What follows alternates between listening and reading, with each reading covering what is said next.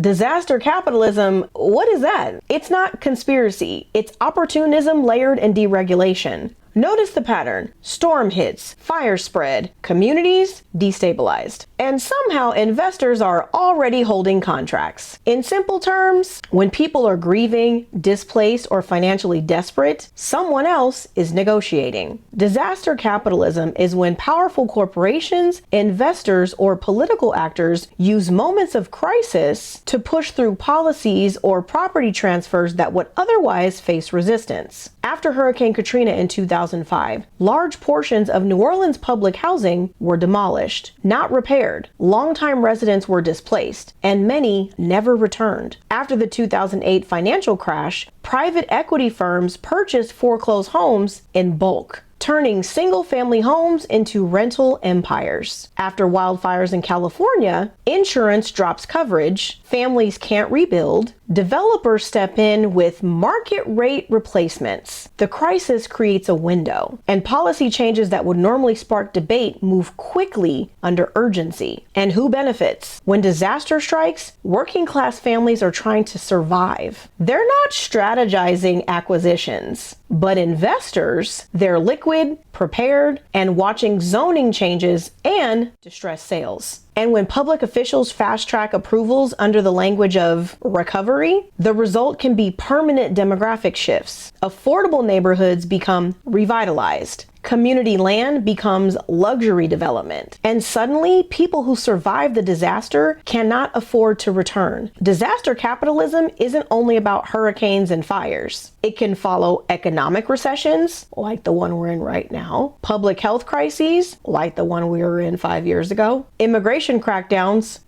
even political unrest.